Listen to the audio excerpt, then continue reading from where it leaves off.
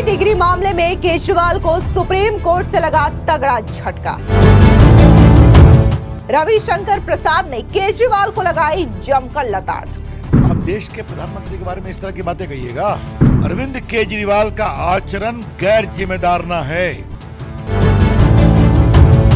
रविशंकर प्रसाद बोले mafia expert बन गए हैं केजरीवाल। 10 बार केजरीवाल साहब माफी मांगते। क्या केजरीवाल को माफ करेंगे प्रधानमंत्री मोदी?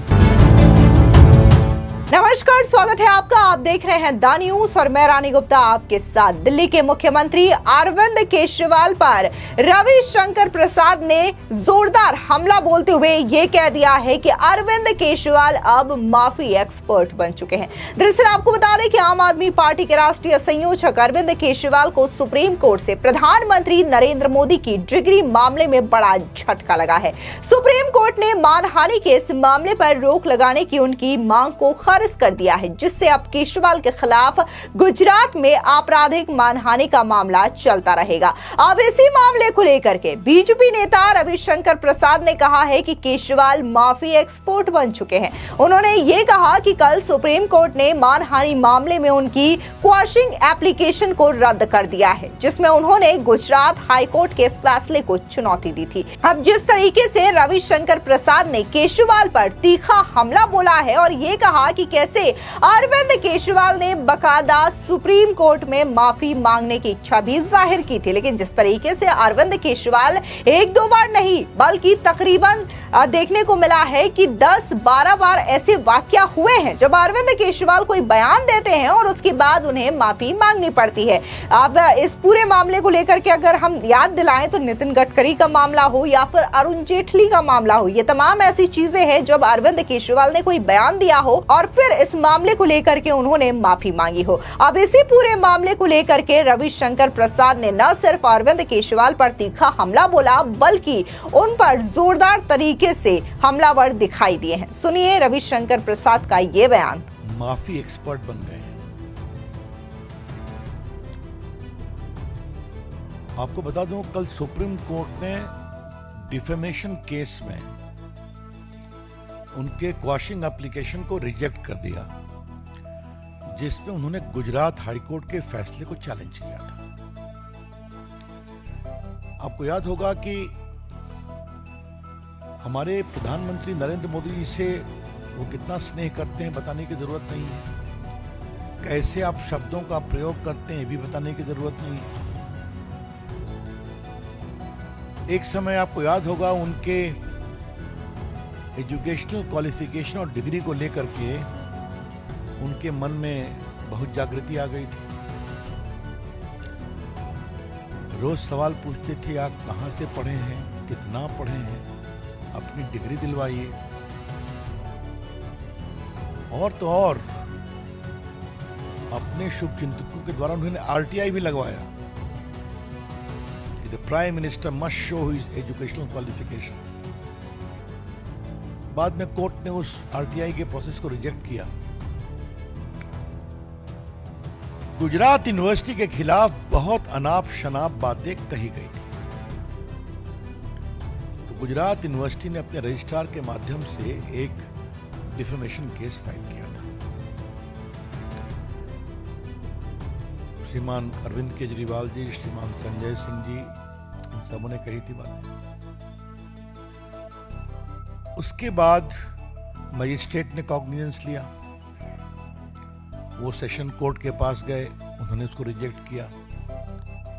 वो हाई कोर्ट आए, हाई कोर्ट ने भी उनके प्ली को रिजेक्ट किया और कल वो सुप्रीम कोर्ट आए और सुप्रीम कोर्ट ने भी उनके प्ली को रिजेक्ट किया। ये बैकग्राउंड जानना बहुत जरूरी है। मजिस्ट्रेट कोर्ट ने कॉग्निजेंस लिया, समन किया, वो सेशन कोर्ट गए, सेशन कोर्ट ने रिजेक्ट किया, फिर वो हाई कोर्ट गए, हाई कोर्ट ने रिजेक्ट किया, फिर वो सुप्रीम कोर्ट गए, सुप्रीम कोर्ट ने कल रिजेक्ट कर दिया। इसके पहले संजय सिंह के भी प्ली को सुप्रीम कोर्ट ने रिजेक्ट किया। फिर उसके बाद ऐसा चर्चा में है कि उन्होंने सुनवाई में ही माफीनामा का आग्रह किया। कोर्ट ने कहा ये नहीं चलेगा, माफीनामा अगर आपको देना था तो पहले करते हम, तो आपने मेरिट पर सुनवाई की। तो या तो हम मेरिट पर फैसला करेंगे या आप इसको विड्रॉ करिए। तो हमने इसको विड्रॉ कर लिया, अब वो ट्रायल चलेगा। दुनिया भर को ईमानदारी और भ्रष्टाचार का सर्टिफिकेट देने वाले केजरीवाल साहब का सच्चा चेहरा तो समझ में आया देश के सामने। लंबे समय जेल में रहे और उसके बाद फिर आगे की कहानी आपको मालूम है, वो आज का विषय चर्चा करने का नहीं है। लेकिन थोड़ा हम लोग रिसर्च किया तो मालूम हुआ 10 बार केजरीवाल साहब माफी मांग चुके हैं। Mister Arvind Kejriwal has tendered apology after making false defamatory allegation 10 times. देखिए, भाजपा के आईटी सेल के ध्रुव राठी के बारे में उन्होंने 26 फरवरी 2024 को माफी मांगा कि हमने गलती से ट्वीट कर दिया। आपको मालूम है हमारे नेता स्वर्गीय अरुण जेटली से उन्होंने माफी मांगा था जब वो डीडीए के अध्यक्ष थे, उनके खिलाफ झूठा एलिगेशन लगाया था। मामला हाईकोर्ट में गया तो उन्होंने कहा ठीक है हम माफी मांगते हैं। तो उन्होंने खुद माफी मांगी, उनके सभी साथियों ने भी माफी मांगी जिन्होंने आरोप लगाया था उनके सहयोगी नेताओं के द्वारा। तो ये हुआ दूसरा मामला। ये सब चीजें बाकायदे रिकॉर्ड पर हैं, इसलिए मैं रिकॉर्ड से ही बता रहा हूं। तीसरी बात, उन्होंने अकाली दल पंजाब के नेता हैं विक्रम मजीठिया, उनको कहा था ड्रग का कारोबार करते हैं। उन्होंने मानहानि का केस किया तो फिर माफी मांग लिया। ये हुई तीसरी बात। चौथी बार हमारे पार्टी के वरिष्ठ नेता नितिन गडकरी के खिलाफ उन्होंने कहा था भ्रष्ट हैं।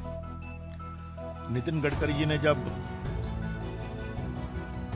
केस किया डिफेमेशन का तो चिट्ठी लिख के कहा कि आई एम सॉरी, हमने गलत आरोप लगाया था, वो वापस किया।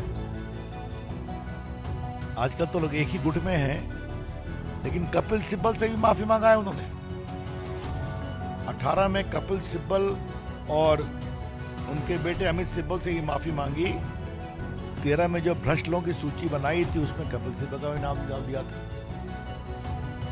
उनके बेटे अमित सिब्बल की बात मैंने कही। अवतार सिंह भड़ाना बीजेपी के सांसद थे, उनके खिलाफ भी 31 जनवरी 14 को आरोप लगाया था, बाद में माफी मांगी। जो हमारे पत्रकार बैठे हैं आपको याद होगा कि 15 में किसानों की रैली हुई थी दिल्ली में, जिसमें एक किसान ने आत्महत्या की थी, उसमें उन्होंने माफी मांगा था। ये जो कोरोना की मीटिंग होती है, जो सीक्रेट मीटिंग होती थी चीफ मिनिस्टर प्राइम मिनिस्टर की, उसको उन्होंने टेलीकास्ट कर दिया। तो बाद में जब पीएमओ से कहा गया तो उन्होंने कहा आई एम सॉरी, नहीं करना चाहिए था। और फिर आम आदमी कार्यकर्ताओं के ऊपर जो पत्थरबाजी किया था उन लोगों ने, उसके लिए भी उन्होंने सॉरी बताया। तो 10 बार ये माफी मांग चुके हैं। क्या मतलब है इसका? आप देश के प्रधानमंत्री के बारे में इस तरह की बातें कहिएगा? अरविंद केजरीवाल का आचरण गैर जिम्मेदार न है।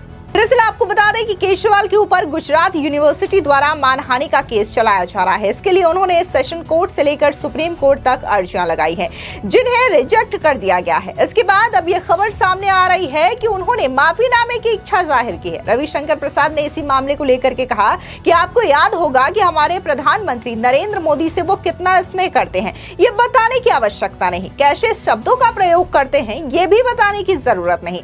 रविशंकर प्रसाद ने कहा कि एक समय केजरीवाल के मन में नरेंद्र मोदी की एजुकेशन, क्वालिफिकेशन और डिग्री को लेकर बहुत जागृति आ गई थी। रोज सवाल पूछते थे कि आप कहां से पढ़े हैं, कितना पढ़े हैं, अपनी डिग्रियां दिखाइए। इतना ही नहीं, अपने शुभचिंतकों के जरिए अरविंद केजरीवाल ने प्रधानमंत्री मोदी की शैक्षिक योग्यताओं को लेकर के आरटीआई भी लगवाई। बाद में कोर्ट ने उन तमाम रिक्वेस्ट को रिजेक्ट भी कर दिया। गुजरात यूनिवर्सिटी के खिलाफ बहुत अनाप शनाप बातें कही गई थी। इसके बाद गुजरात यूनिवर्सिटी यूनिवर्सिटी ने अपने रजिस्ट्रार के जरिए एक मानहानि का केस दायर करवाया। अरविंद केजरीवाल और संजय सिंह द्वारा कही गई थी ऐसी बातें जिसको लेकर के ही गुजरात यूनिवर्सिटी के रजिस्ट्रार की ओर से ये शिकायत दर्ज करवाई गई। केस दायर होने के बाद मजिस्ट्रेट ने मामले को देखा और कार्रवाई की। इसके बाद अरविंद केजरीवाल अपील लेकर सेशन कोर्ट के पास गए, वहां से उसे रिजेक्ट कर दिया गया। फिर वो हाई कोर्ट गए तो वहां भी उनकी अपील को खारिज कर दिया गया। इसके बाद कल सुप्रीम कोर्ट आए तो उनकी ये अपील भी सुप्रीम कोर्ट की ओर से खारिज कर दी गई। दरअसल रविशंकर प्रसाद ने इस मामले में कहा कि इससे पहले संजय सिंह की अपील भी खारिज हो चुकी है। रविशंकर ने कहा कि ऐसा सुनने में आ रहा है कि केजरीवाल ने सुनवाई में माफीनामे का आग्रह भी किया है। इस बार कोर्ट ने कहा है कि ऐसा नहीं चलेगा। इसके बाद रविशंकर बोले कि अगर आपको माफीनामा देना था तो पहले कर दिया होता, या तो हम इस पर फैसला करेंगे या इसे वापस लेंगे, तो आप पर इस ट्रायल चलता रहेगा। यानी कि गुजरात हाई कोर्ट में जो मानहानि को लेकर के ट्रायल चल रहा है और अरविंद केजरीवाल के खिलाफ जो मानहानि का मुकदमा अभी भी बरकरार है और जिस अपील को लेकर के वो सुप्रीम कोर्ट गए थे, फिलहाल वहां से याचिका खारिज कर दी गई है। और अरविंद केजरीवाल ने जो माफीनामे की इच्छा जाहिर की थी,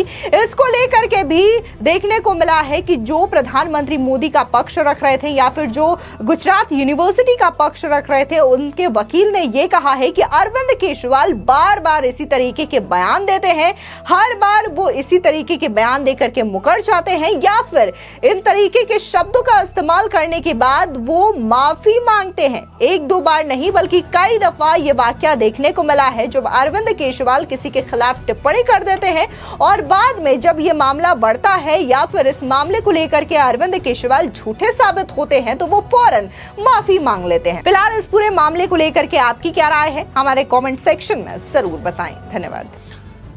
केजरीवाल उन किन्हीं भी मानकों पे सही उतर रहे हैं जो उन्होंने अन्ना हजारे के आंदोलन में देश को बताया था। मैं फिर रिपीट कर रहा हूं, किसी भी मानक पर सही उतरे हैं वो, राजनीति में, सुचिता में, मर्यादा में, ईमानदारी में। ये कौन सी नई बात है? दिखावा था कि एक शीश महल में रहने की बात थी, सच्चाई सामने आ रही है, रोज देख रहे हैं लोग। तो ये इस तरह की जो अंग्रेजी का शब्द है ना, हिपोक्रेसी, दिखावा, ये उसी का परिणाम है। एक बात मैं और आज कहना चाहूंगा, मेरे मन में बहुत दिन से साथ थी कि ये अन्ना जी के साथ जितने लोग चले थे, केजरीवाल जी के सब साथ क्यों छोड़ गए, या केजरीवाल जी ने उनको छोड़ दिया, या केजरीवाल जी ने उनको छोड़वा दिया। योगेंद्र यादव, स्वर्गीय शांति भूषण, उनके पुत्र प्रशांत भूषण, साजिया इल्मी और अपनी किरण बेदी, आशुतोष, अनुपम खेर, तो लंबी लिस्ट है ना, जो उस पूरे आंदोलन में मंच पर थे और साथ में काम करते थे। तो बस एक केजरीवाल जी बचे, एको अहम द्वितीय नास्ति, और जो मैं कहूंगा वही सही।